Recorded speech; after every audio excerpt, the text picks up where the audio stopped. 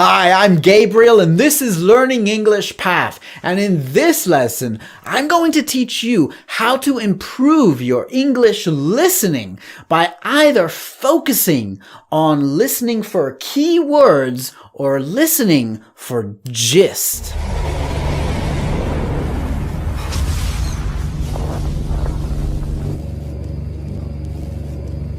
What is listening for gist?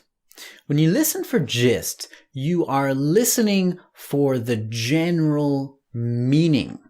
All right? You're listening for what the conversation is generally about. You're listening for the context of the conversation. Or maybe it's not a conversation. Maybe it is a news report or something like that, right? But you're listening for what is generally being spoken about. And the best way to do this is to pick out key words, right? So you're listening for key words. So what does this mean? For example, I've had a lot of students who I say, okay, you're going to listen now, all right? And then they hear the first few words and they don't understand what's being said, and then they turn right off, right? They switch off and say, oh, I don't understand. I don't know, right? I don't understand. After like 3 words. And this I always used to find irritating as a teacher because I knew that they could understand the gist if they just stuck with it a couple more seconds, right? So when you're listening to something, whatever it is, whether it's the news or a conversation, listen for the words you do know. If you hear a sentence and you don't understand a word of it, then okay, listen to the next sentence. You might get a clue as to what the last sentence was about, right?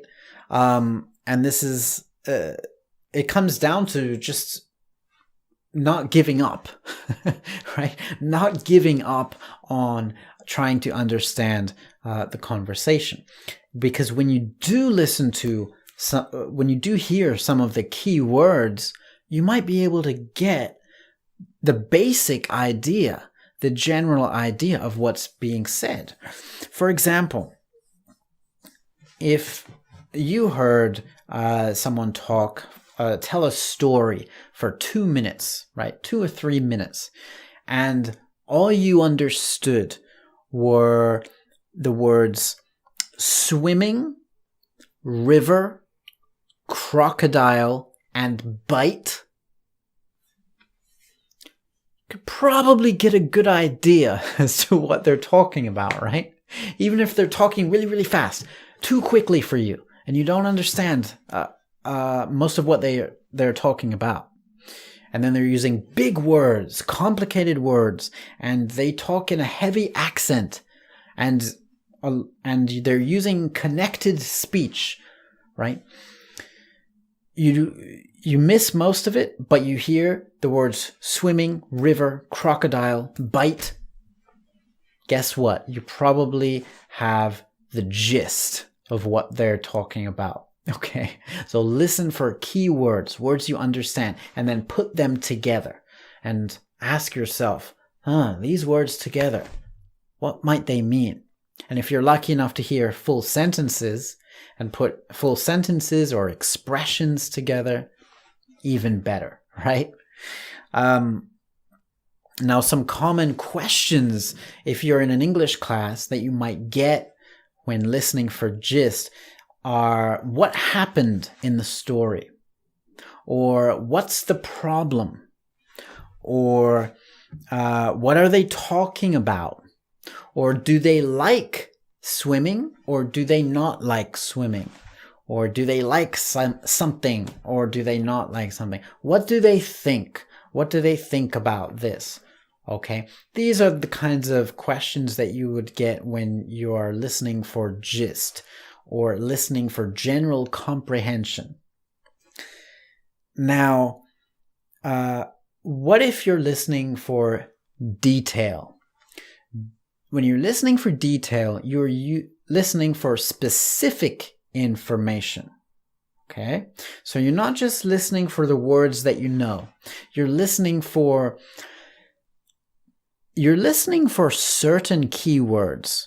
So if there's a word that relates to the information that you know you're listening for, then open your ears very carefully and focus on that, right? So you might be asked, for example, to listen to a weather forecast and to listen for the weather in your area. If that's the case, then you want to listen for when your city or your town name is spoken, right? Because then you know to listen for it. But you want to be careful in that situation and pay attention to whether they say the weather first and then the town, or the town first and then the weather, because then you could get them kind of mixed up, right?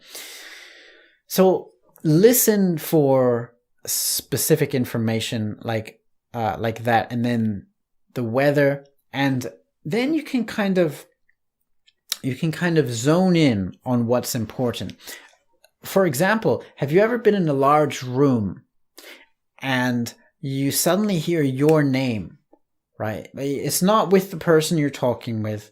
You're only paying attention to the person you're speaking with, but then you hear in another conversation in that room, someone says your name, and your ears pick up, and then you're like, oh, someone said my name, right? But you don't know the context. But suddenly now your ears are listening to that conversation because it's relevant to you. So it's a similar situation. When you're listening for specific information, you're listening to relevant details, right? So it could be a weather forecast. It could be something like a statement in a court case, right? And if you are trying to find out whether someone is guilty or not guilty in a court case, then you will listen for very specific evidence, very specific information in the case, probably, right? And some specific questions that you might get if you're listening for detail in an English class, or something like, how many, blah, blah, blah, or who, blah, blah, blah, or what color is blah, blah, blah, or even why questions, right? Questions about giving reasons. And that's a slightly more complex one than what color, right? You need to listen for the reason for something. So it's quite critical to have certain words or expressions in your mind that you know might be related to the information that you want to listen for. And it's important to know whether you are listening for gist or listening for detail, because it impacts how you're going to listen, right? Whether you're going to listen for words you know or expressions you know, or whether you're going to listen for specific words ahead of time.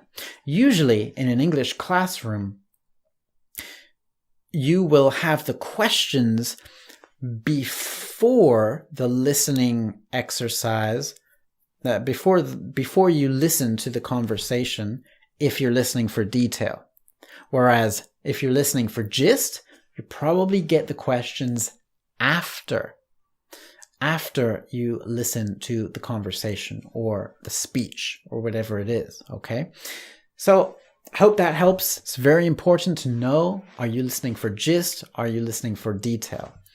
And see you in the next one.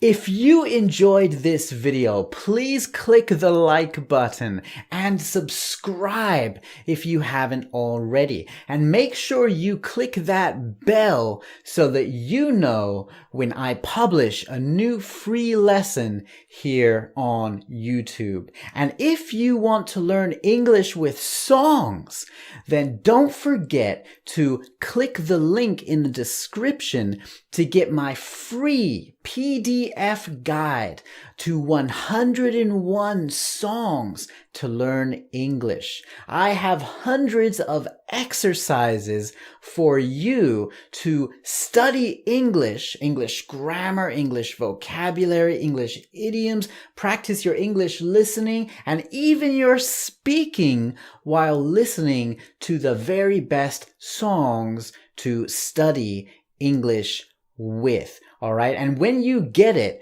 then you also get my weekly email with 5 words of the week, where I teach you another 5 words every single week so that you continue to take your English language learning to that next level. All right, my friend, I'm Gabriel Wallace.